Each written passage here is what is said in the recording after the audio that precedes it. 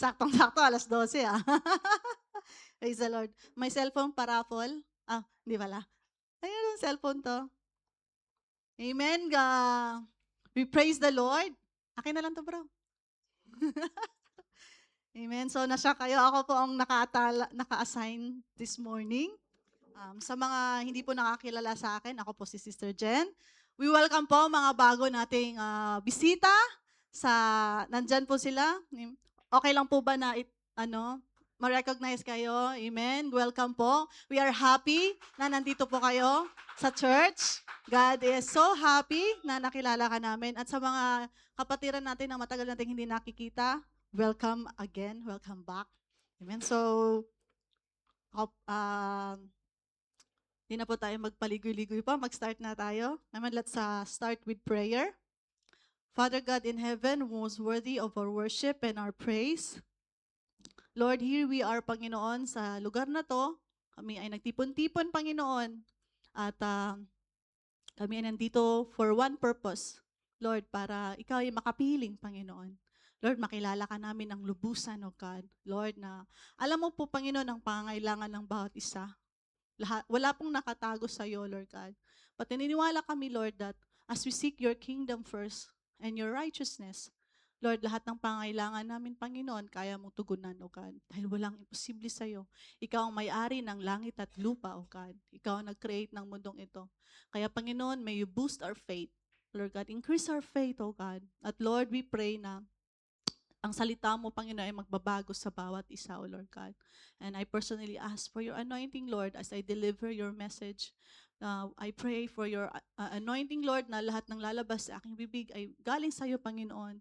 At Lord, we pray na ang bawat makikinig, O Lord God, na nasa online at nandito, Lord God, ihanda mong mga puso, Panginoon, na ang puso namin ay, Lord, willing na tumanggap ng salita mo. Lord, hindi lang namin ito naiintindihan, hindi lang namin nasasabi na maganda ang salita mo. But Lord, gagawin namin sa aming buhay. Tulungan mo kami, banal na Espiritu.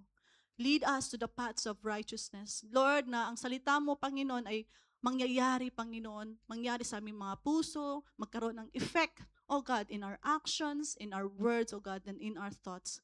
Thank you so much for everything, Lord. Bless mo ang nasa online. Lord, we pray that next Friday, makasama namin sila ng personal, oh Lord God. Thank you so much for everything. To you all the glory and honor in Jesus' name. Amen. Amen. Salamat, bro. So, good morning din para sa online. Nakalimutan ko kayong i-greet. Amen. So, ang topic natin for this morning is about cultivating our intimate relationship with God through reading the Bible. Amen. So, sino ba ang hindi pa nakakita ng Bible? Wala. Lahat alam natin ang Bible. Amen. So, last week, paano ba to? Saan pipindutin? Left, right? Ayun. Recap, pasensya na first time. So, recap of last week. So, si Brother Ronel, aking beloved husband. So, ang topic niya was restoring our intimate relationship with God. Diba? So, kasi schedule na kami ni Pastora bago siya umalis. Si Pastora Binilinda po pala ay nasa Australia. Nandun siya sa kapatid niya. Sabi ko, Lord, ano ba ang mensahe mo? Nung napakinggan ko yung message niya, though sinabi na ni Lord talaga sa akin beforehand that I will deliver message more about the Word of God. Nung nakipakinggan ko yung message niya, okay, naintindihan ko kung anong gustong sabihin ni Lord. Because pagkatapos ating ma-restore ang relationship, kailangan nating ma-cultivate. Sayang naman na-connect, hindi nag-improve. Tama? Amen? Diba? Nagsimula tapos naudlot. Di ba parang pangit? So, ipagpatuloy natin. Amen? So, what are the keys to a successful relationship? Nakita ko lang to sa Google. Tinanong ko si Tita Uncle Google.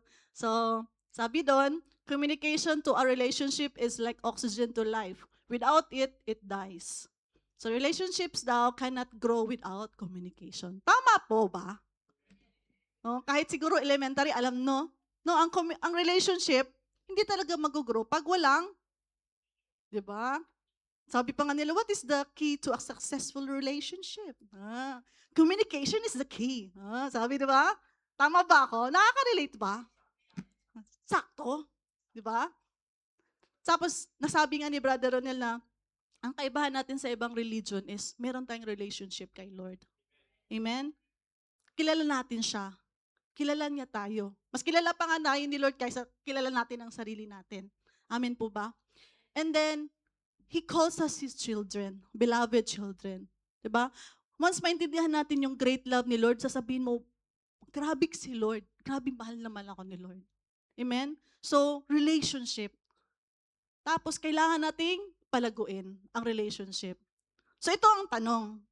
Huwag niyo na lang sagutin. Sa isip na lang or sa puso. Kamusta ang relationship natin kay Lord? Malago ba? I-rate natin from 0 to 10. Sinong confident 10? Si Ate 10. Good job. Amen? Sino? Sinong masabing 1? Meron ba may magsabing 1? Wala. Amen? Pero may area sa buhay natin na hindi talaga steady. Paakyat, pababa, paplato, di ba? Importante, nagpapatuloy. Sabi mo sa katabi mo, congratulations. Ayaw niya. Yun. So what are the keys to a successful relationship? Ito sabi ni Uncle Google. To strengthen a relationship, focus on daily open communication. Plan distraction-free quality time. Grabe, no? Practice active listening without judgment. And show appreciation. Di ba? Sa mag-asawa, nakaka-relate yung dalawa. Communication is a two-way street. Make sure you're willing to listen as much as you're open to speak. Tama? Tama po ba, sir? Para sa akin, tama to. Tama. Tama po ba? Okay, agree? So, hindi natin i-emphasize ng masyado. Naintindihan niya na, di ba? Na-realize ko sa buhay ko that ang marriage was originally made by God. Diba? Sa langit wala ng marriage. Naintindihan niyo po ba yun? Diba sa langit wala na? Diba?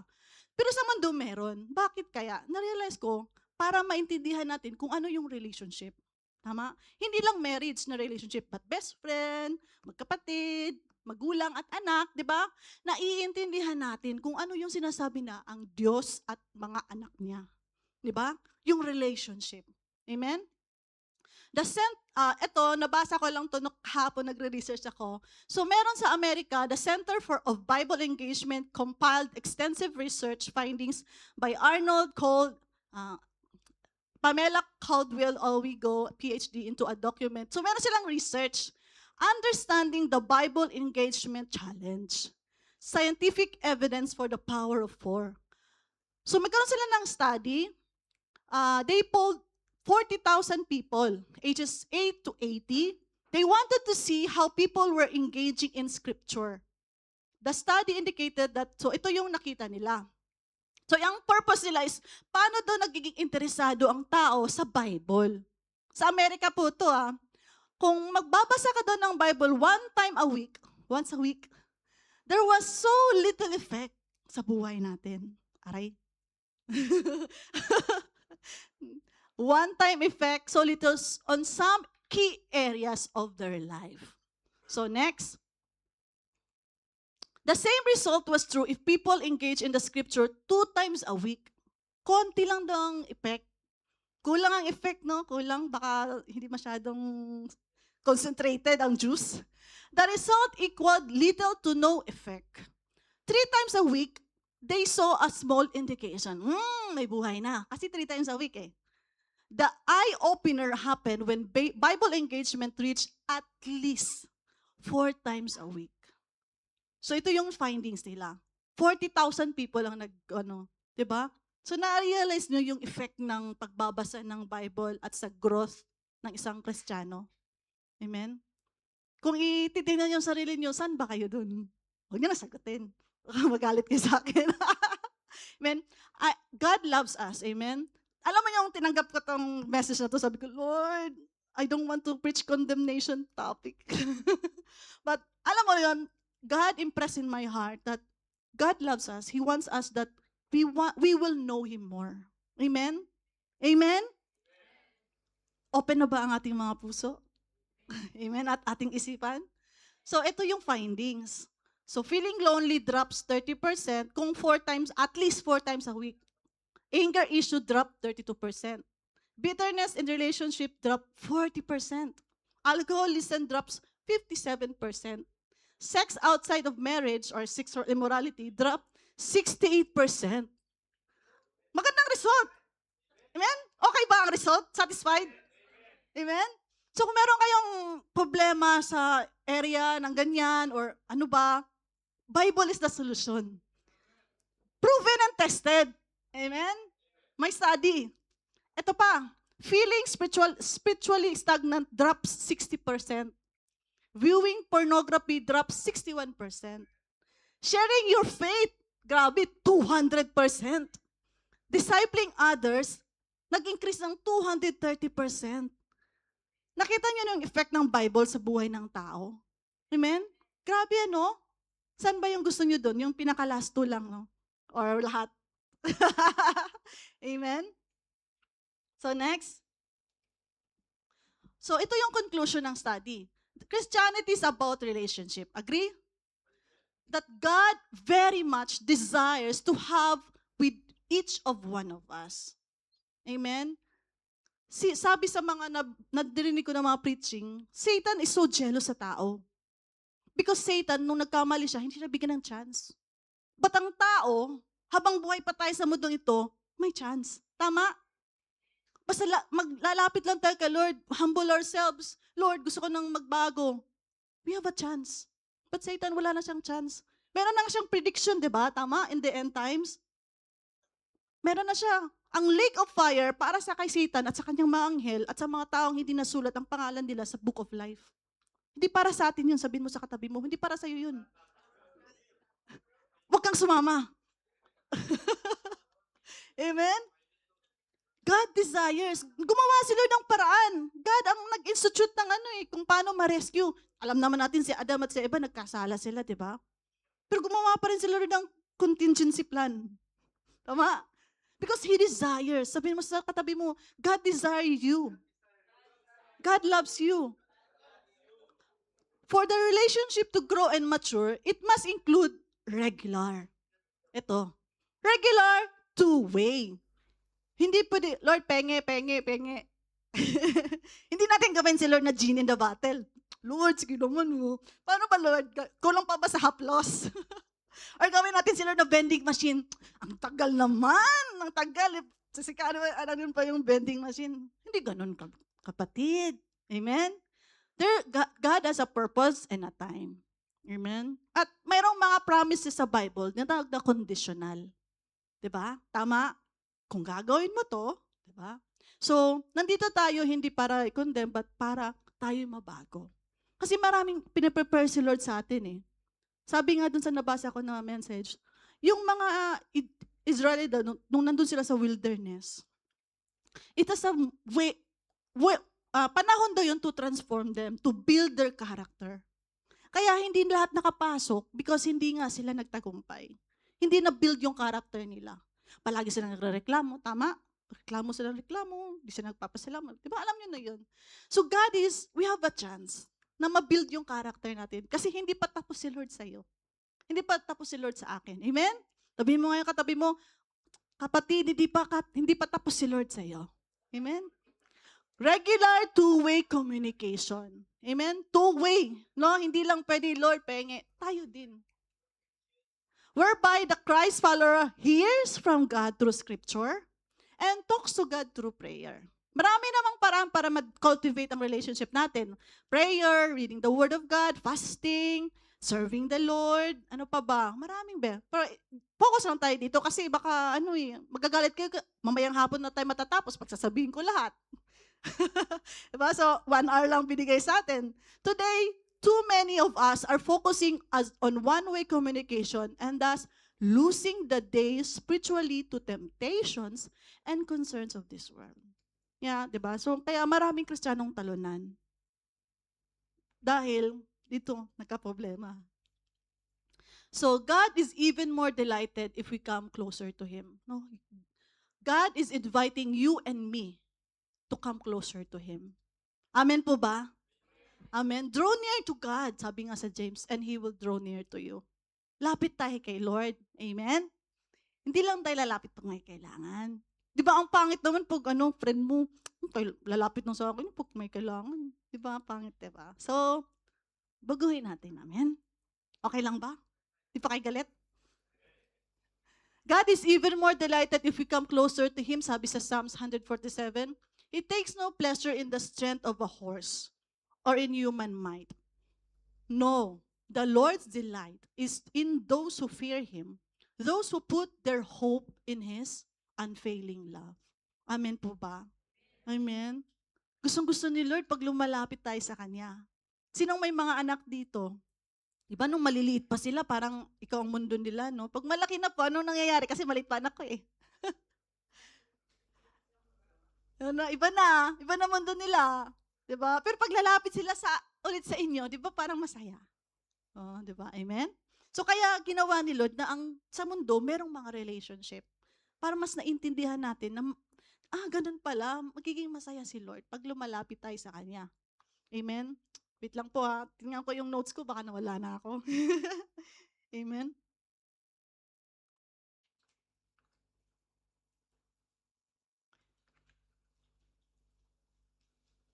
Okay. So dito tayo sa key verse natin. Psalms 1 verse 2. But his delight is in the law of the Lord, and his law he meditates day and night.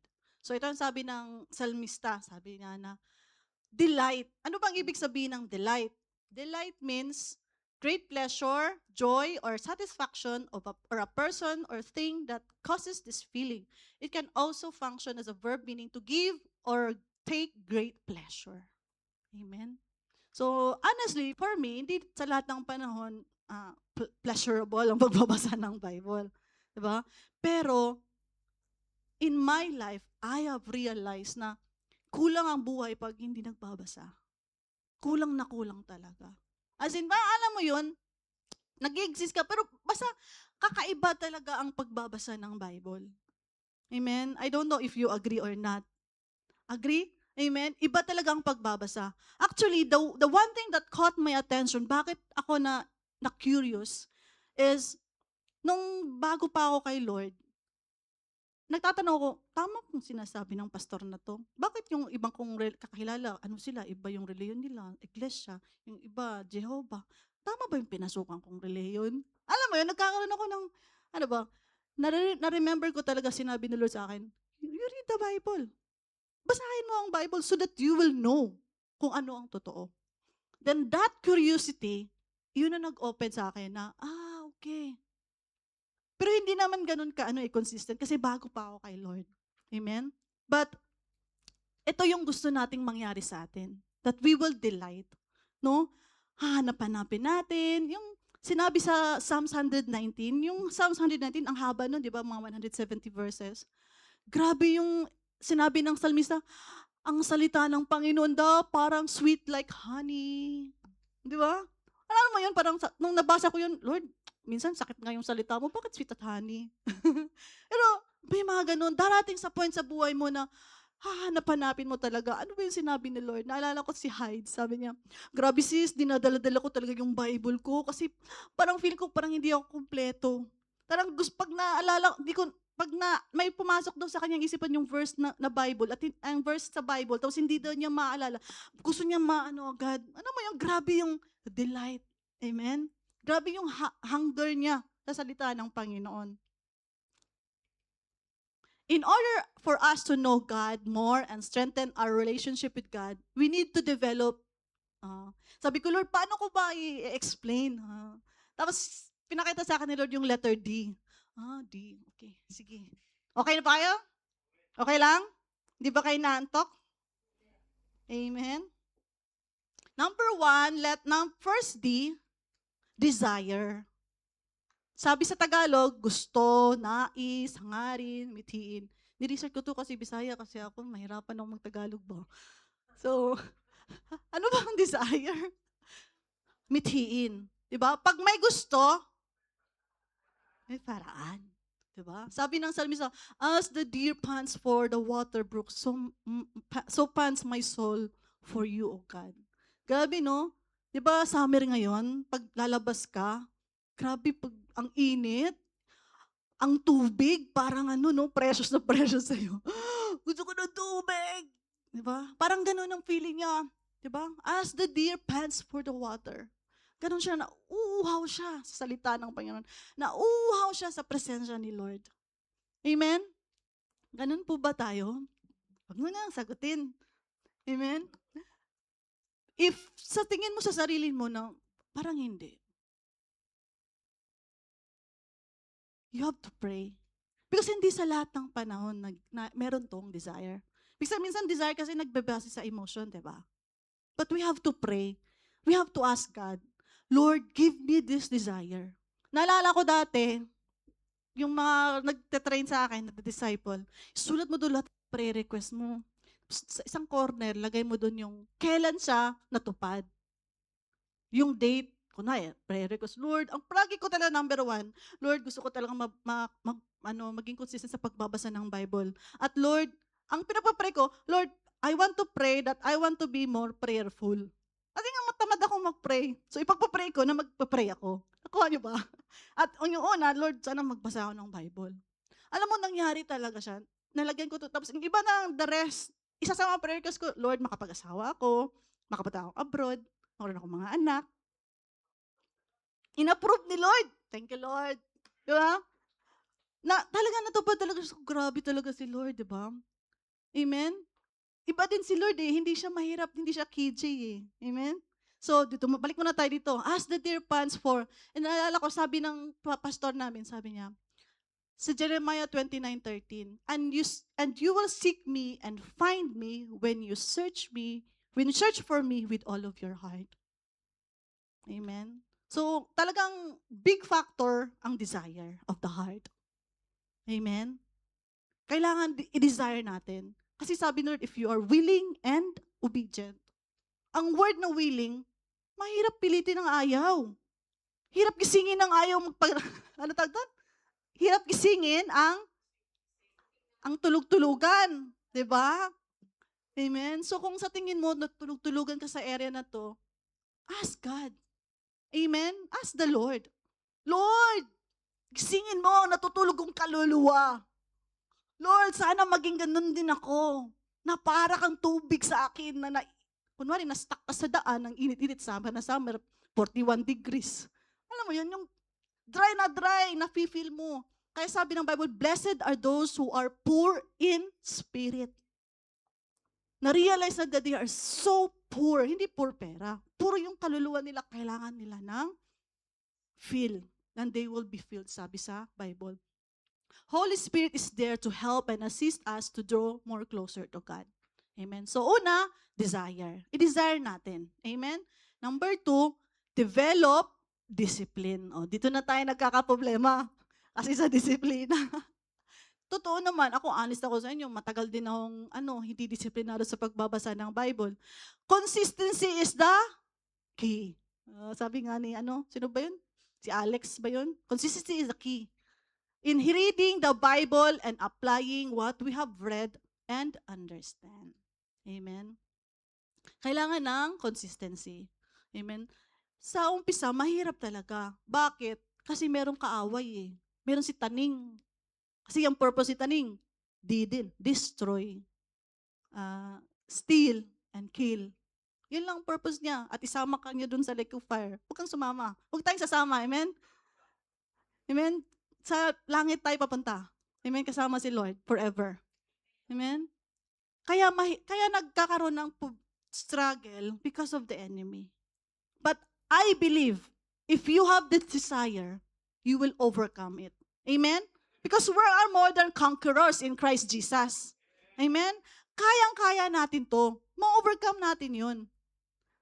Amen? So, merong iba, dahil hindi naman napilitan, no? Pero naobliga ba? Kasi, ikaw ang maka-assign ngayon, ikaw magbabasa. Or sa media, meron silang reflection daily. Hindi ko lang, naobliga.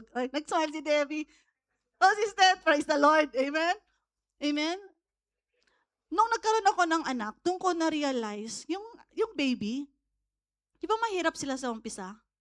Di ba? Kailangan silang i-train, kailangan silang gatas muna. Di ba ate sila, si Jack na empacho, baby pa lang pinakain ng longganisa ba yun? Tosino. Di ba? So pag bago ka pa kay Lord, sige, ito muna.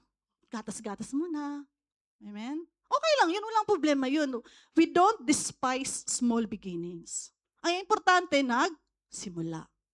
And then, unti-unti, hanggang lumago, hanggang lumago, and lumago. Process and may progress. Amen? At dito din ako, Lord, applying what we have read. Minsan, mahirap i-apply eh. Diba? Tama po ba ako? Nakaka-relate din ba po kayo? Amen? Sabi nga sa basa natin sa Revelation, yung pinakain kay John, yung scroll, sweet as honey daw. Pero nung nalunok niya, napunta sa stomach niya, bitter na. Kasi ang function ng stomach is to digest yung kinain natin and convert it into mga molecules maliliit para ma-absorb ng body.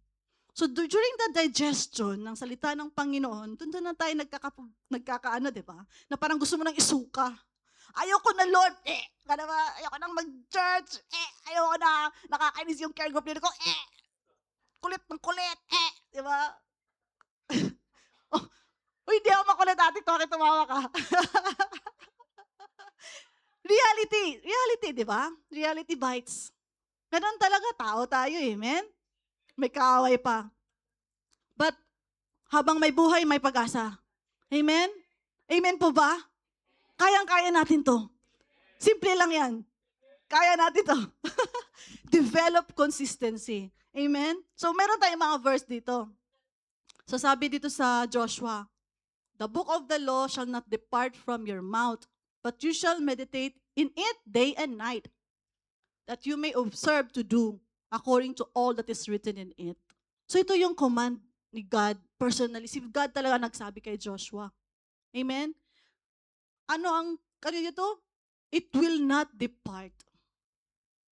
And meditate in it day and night. Amen? What is meditation? Pag palagi mong iniisip yung problema mo, sabi ni Pastor Rick Warren, meditation yun. Mula pagising sa umaga, problema. Kumain, problema. Tanghali, problema. Isang problema lang, buong araw mong inisip.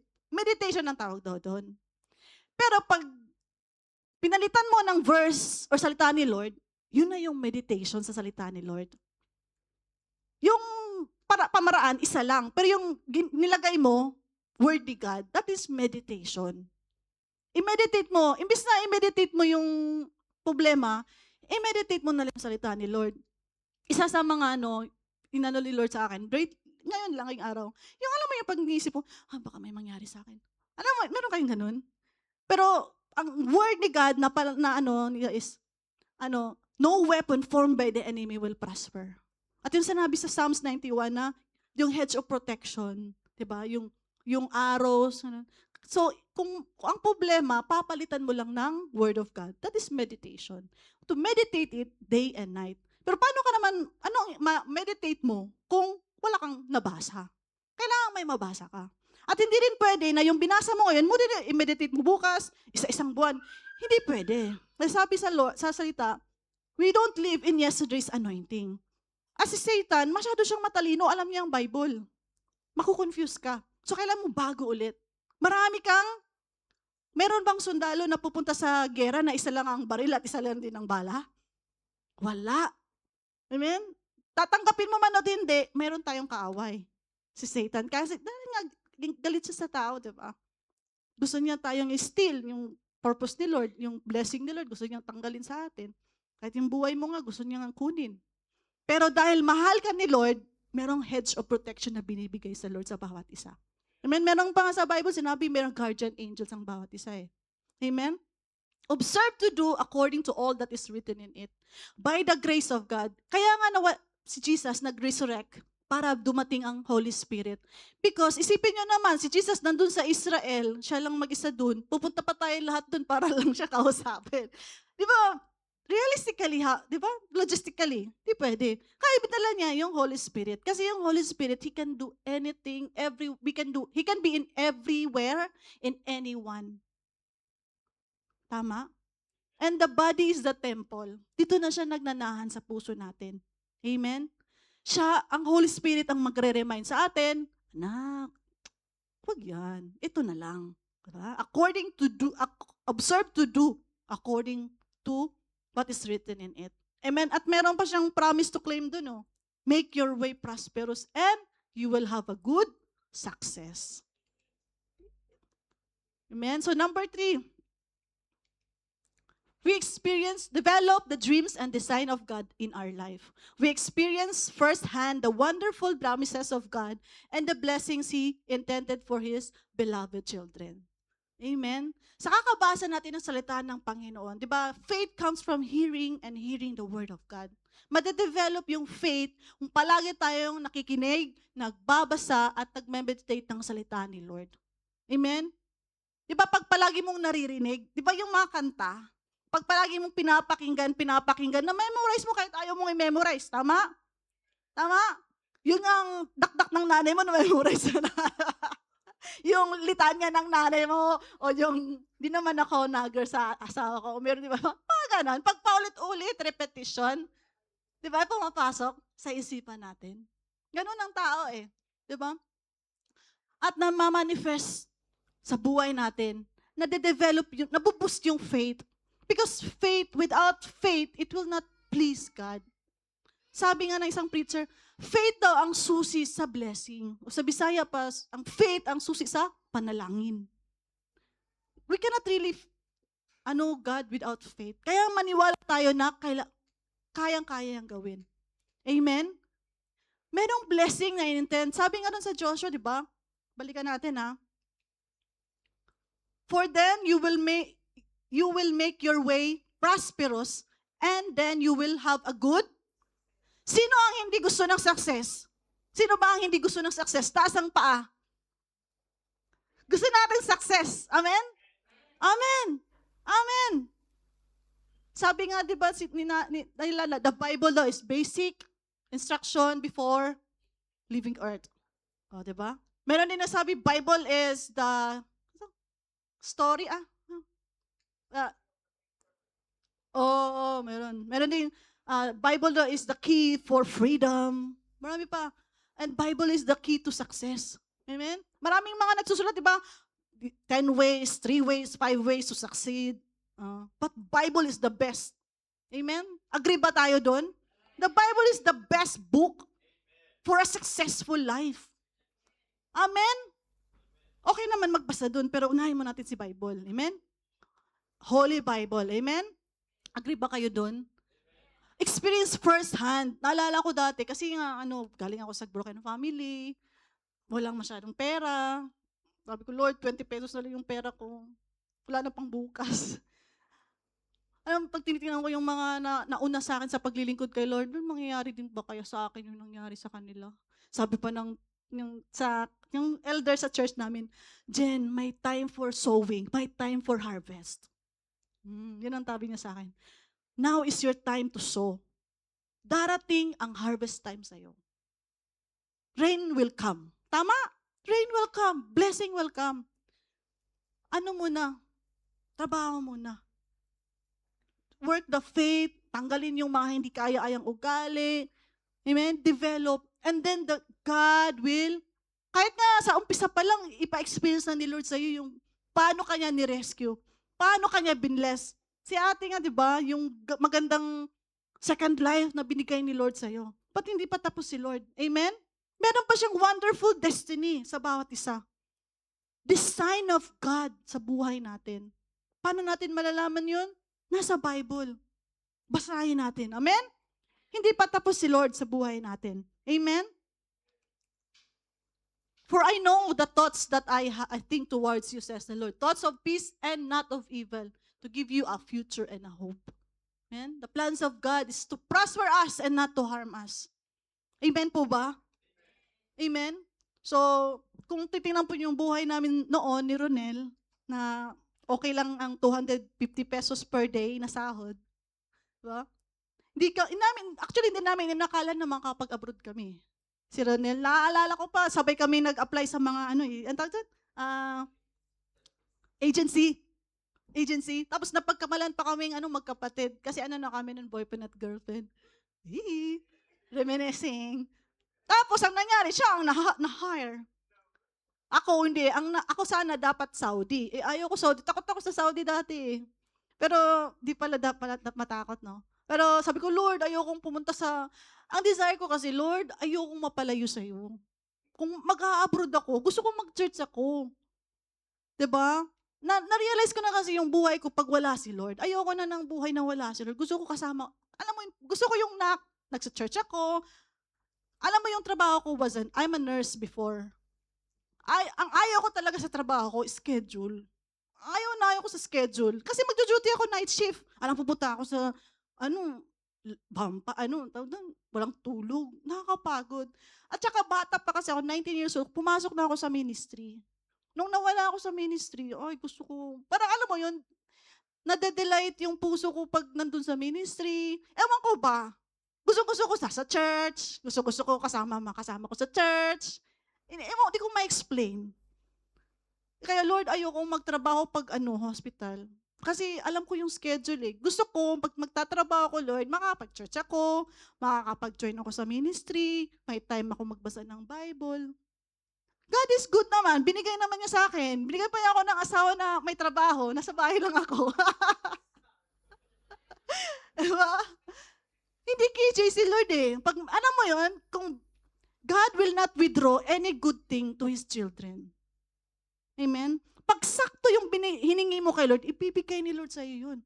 Lalo na pag alam ni Lord na ikaka-glorify niya. Amen? Kaya sabi ko sa'yo, hindi KJ si Lord. Kailangan lang natin mabago kasi naiintindihan ko bakit gustong-gusto ko magbasa ng Bible. It gives me freedom from the lies and deception of the enemy.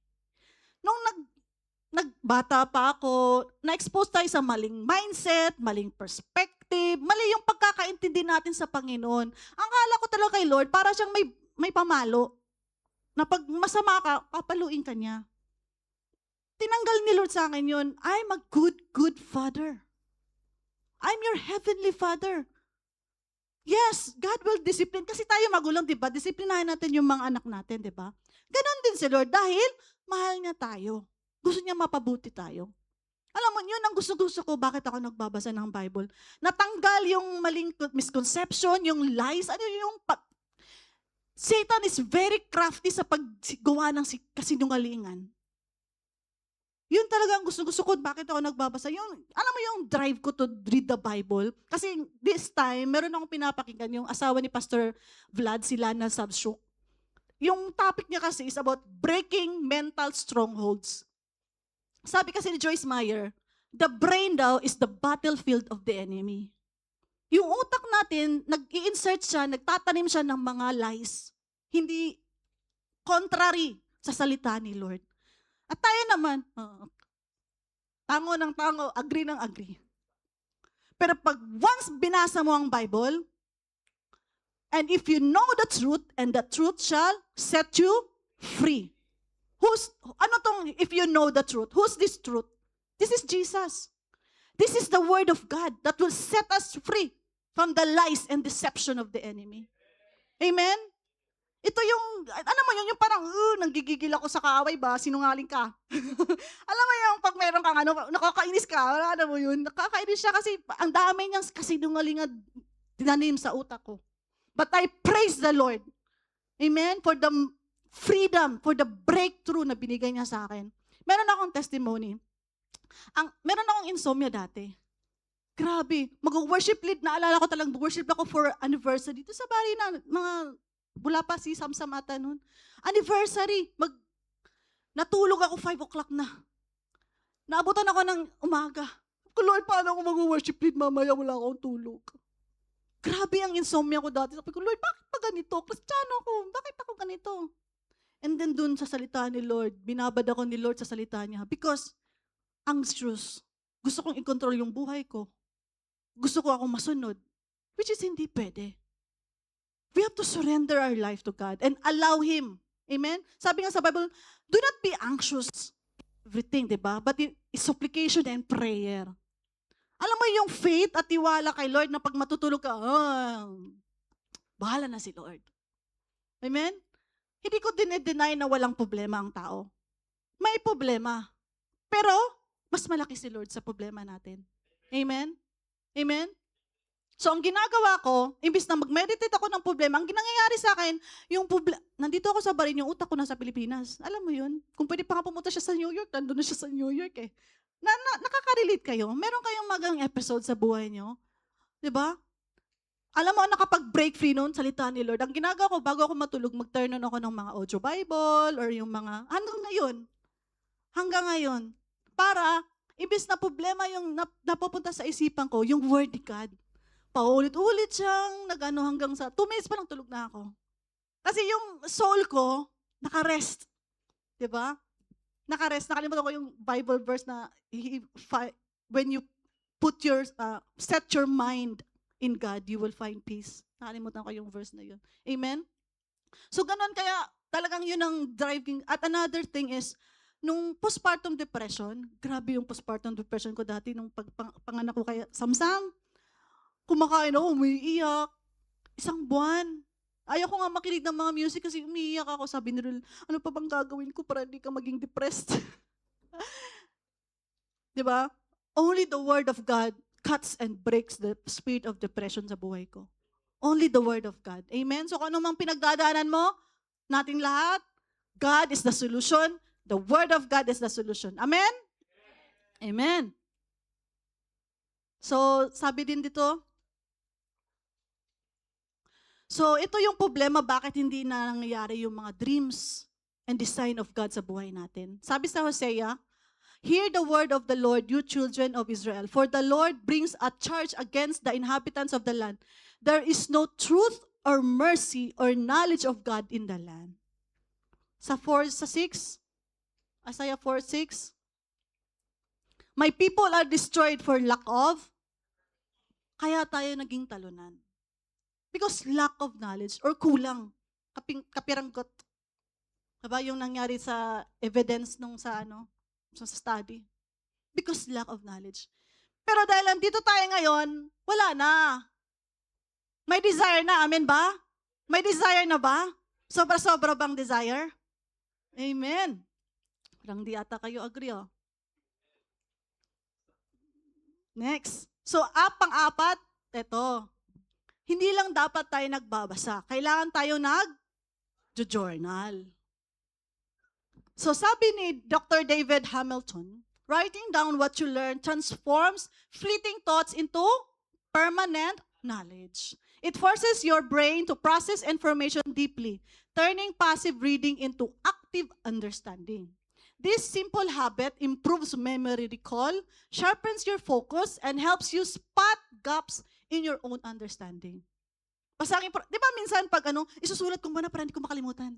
Ganyan tayo. Ganun ba kayo? Di ba? Isulat natin or itype ko muna para hindi ko makalimutan. Tama? Di ba? Kasi meron siyang effect. Nasi-cement daw. Nasi-cemento na daw yung information. Amen? So, maraming journal guide. Di ba? Meron pang bread of, Basta yun na yun, journal? Bread of life ba yun? Daily bread. So marami, try ko din tong Word of God. W stands for Word of God. O, observation. Reaction, reflection. Tapos D, decision. Meron ding SOAP. Scripture, observation, application, prayer. At meron pang iba. Meron pang command to obey, warnings to heed, promise to claim. Ang dami-dami kong devotion na try. Puro anong tawag doon yung, puro simula lang, umpisa lang, anong tawag doon? Ningas? Okay. Ningas kugun. Ganon din ako dati. Pero yun nga, pataas, pababa, pataas. Sabi ko, Lord, gusto ko talaga steady, consistency. Amen? So, ito na yung proven na talagang ito na yung ginagawa ko.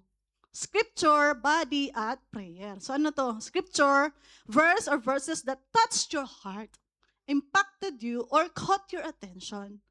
Magbabasa ka ng 10 chapters, saan dun?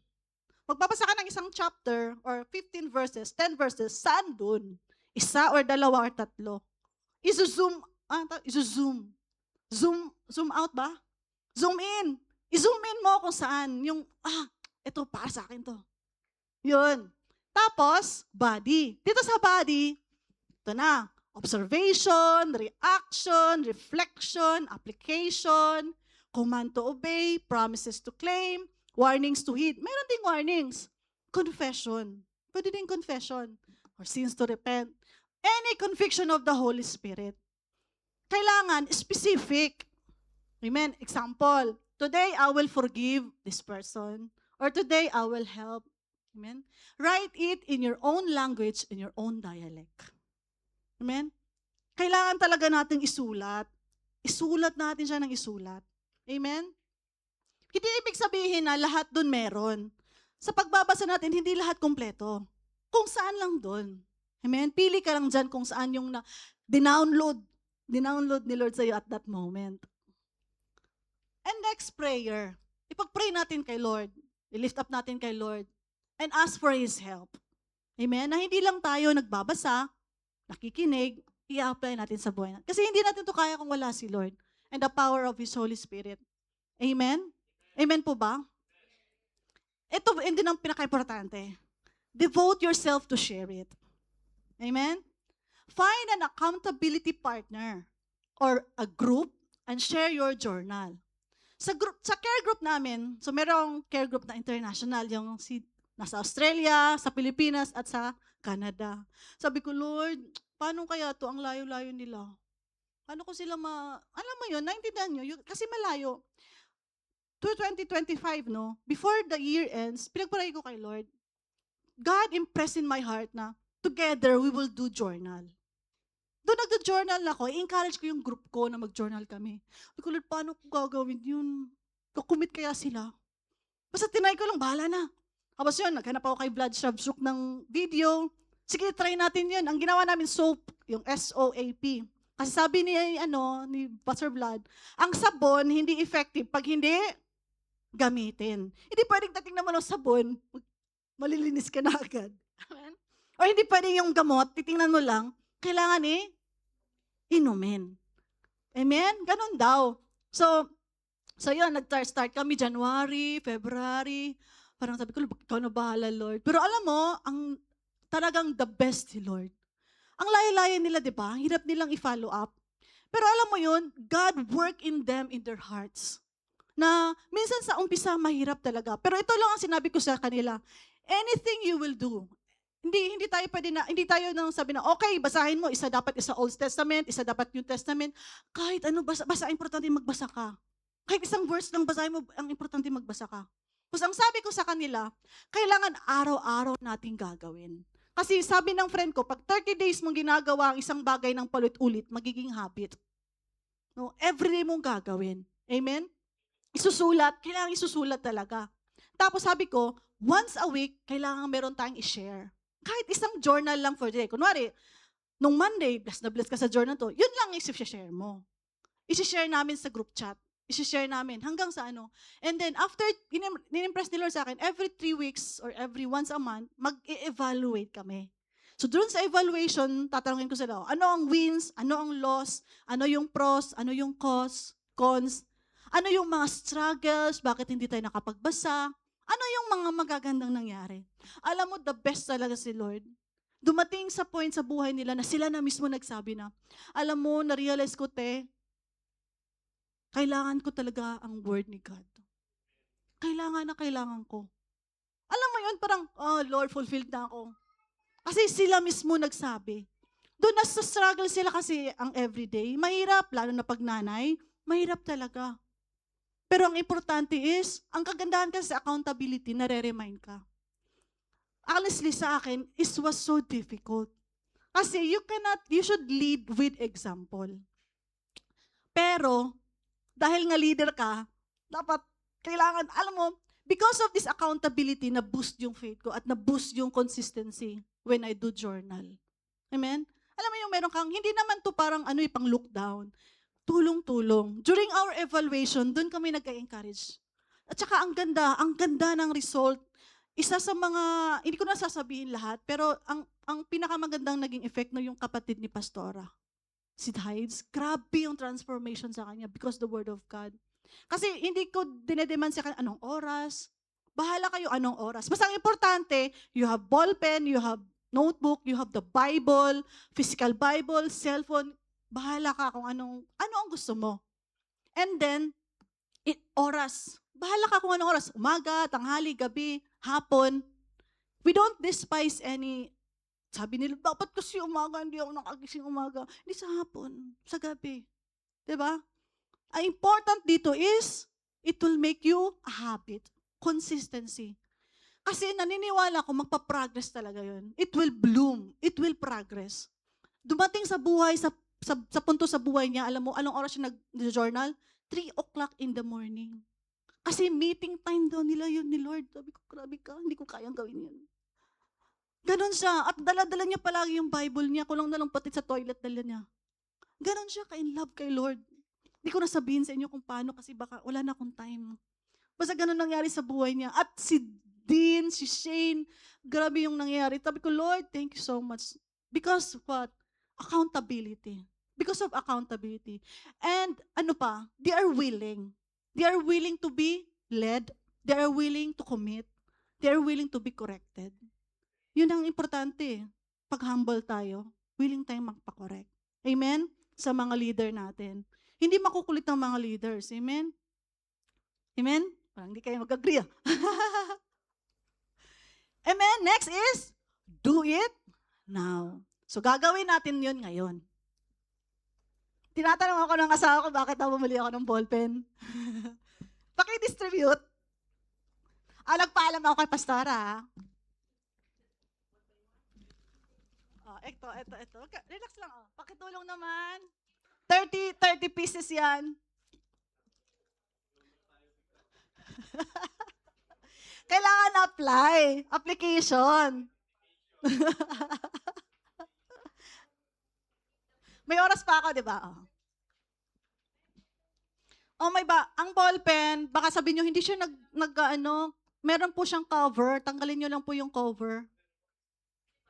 Bago. Regalo ko yun sa inyo. Sana ma-inspire kayong magbasa.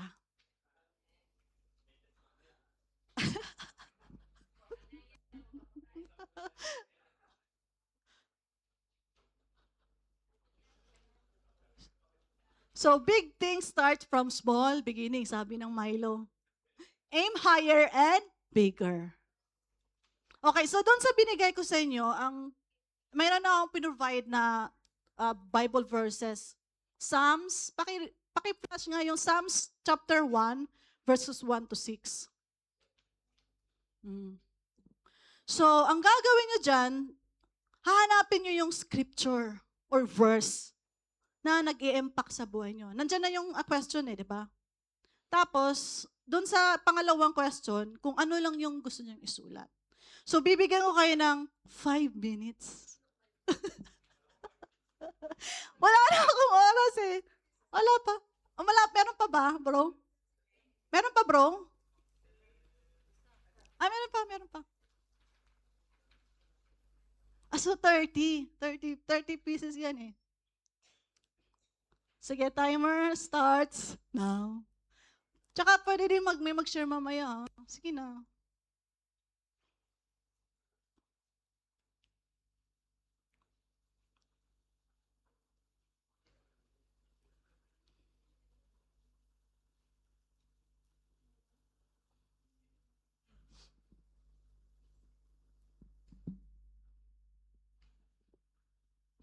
Kung gusto niyo pwede niyo buksan yung Bible niyo sa Tagalog, sa Bisaya, or any mababaw na translation.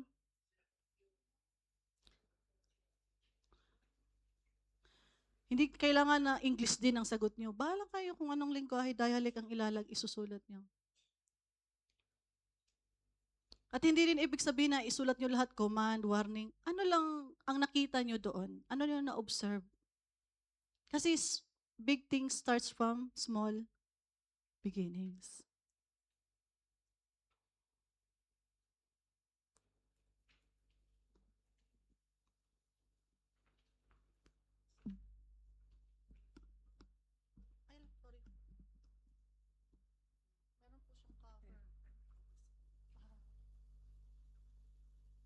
So yung ballpen po, meron po siyang parang rubber sa tip. Tatanggal na lang po.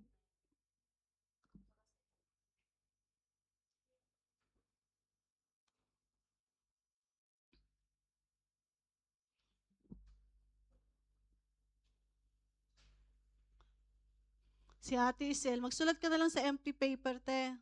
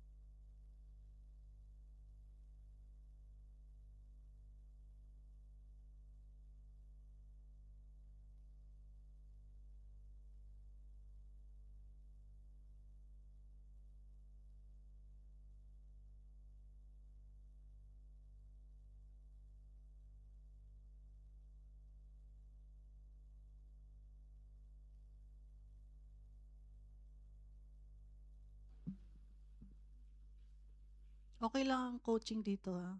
Hindi naman stricto ang teacher niyo.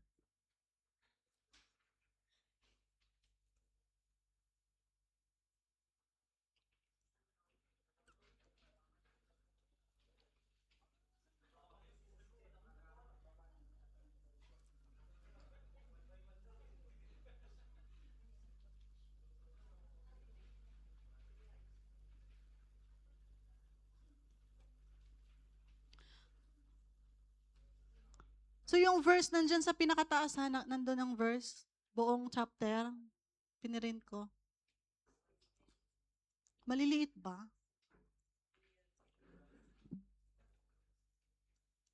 Akala ko masyadong maliit yung letter.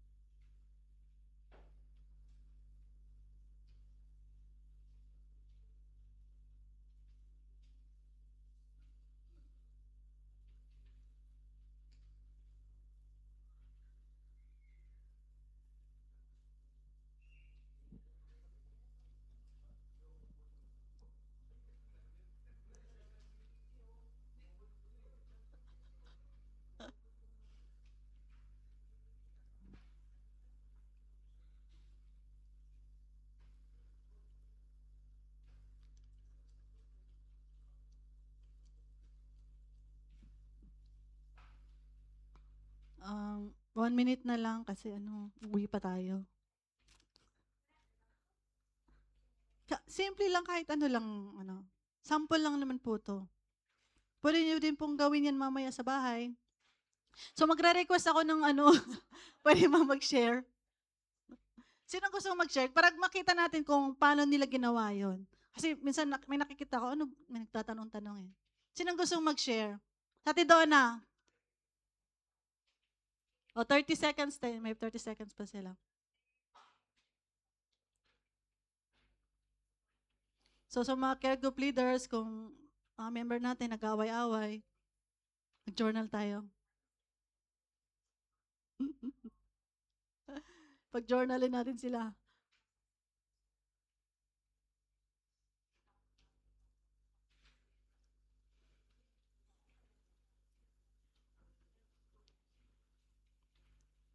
O, si Ate Donna, tawagin ko si Ate Donna para mag-share. Kung ano yung, paano niya sinagutan.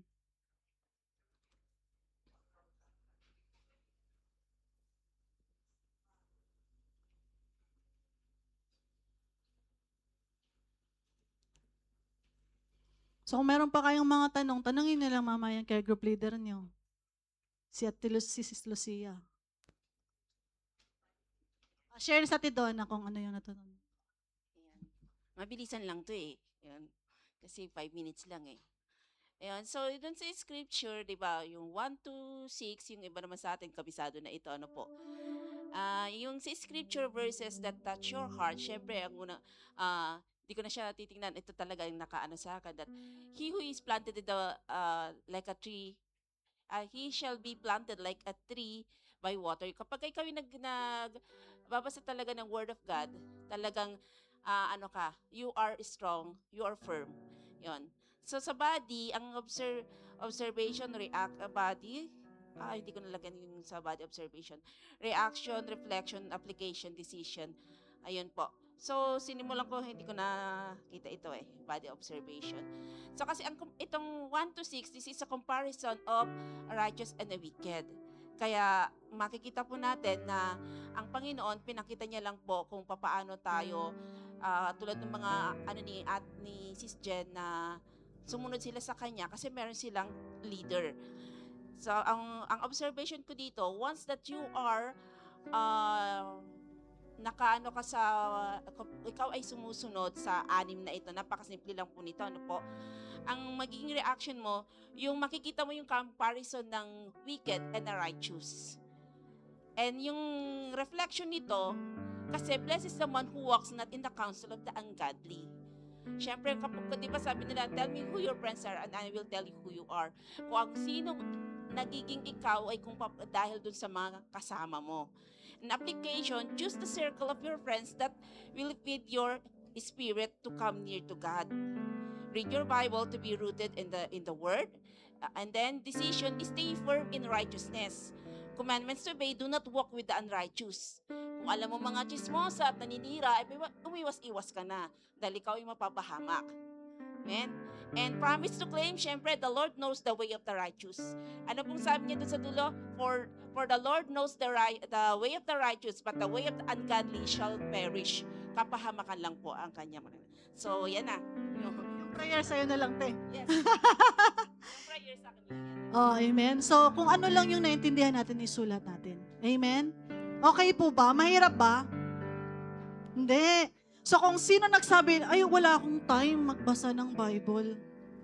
Ilang minutes ko kayo pinabasa? 7 minutes. 15 minutes kaya nating mag-journal, kapatid. Amen? Amen? Sa nagsasabi na ang dami kong ginagawa, wala akong oras. May oras. Dahil kung may gusto, diba, ang sabi nga ang pag-ibig, ano din? Hahamakin ang lahat. Amen? Let's stand up in the presence of God. Hallelujah. Let's pray. Hallelujah. Hallelujah. Thank you, Father. Thank you, Holy Spirit. Thank you, Jesus. Salamat, Panginoon, dahil dinala mo kami sa lugar na to para kami baguhin, O Lord God. Because, Lord, naniniwala ka, Lord, that we are a precious. We are jewels. We are your apple of the eye. Kaya, Panginoon, let this precious thing, Lord God, will be unraveled, O God. Will be unfolded, Lord. Mag-manifest sa amin, O God. By your word, O Lord Jesus. Lord, the destiny, the design that you have for us, your dreams to each one of us, mangyari nga sa buhay ng bawat isa. And Lord, tulungan mo po kami, Panginoon, that as long as we live, we will decide, Lord, to know you more. to serve you, Lord God. Lord, that as a deer pants for living water. Lord, na ang salita mo, Panginoon, Lord, magutom kami sa salita mo. Hanap-hanapin namin to, Panginoon. We will treat it as sweet as like as honey, O Lord God. Lord, hindi namin to kaya kung wala ka, Panginoon. Banal na Espiritu, be our guide. Banal na Espiritu, O Lord God. Lord, quicken the fire, Lord God. Lord, kung mawala man ang desire, quicken up the Spirit, O Lord God. Lord, quicken our hearts. Quicken our mind in the name of Jesus. At transform us from glory to glory, Lord God. Lord, to you all the praises, the highest honor and glory in Jesus' name. Amen and amen. Hallelujah.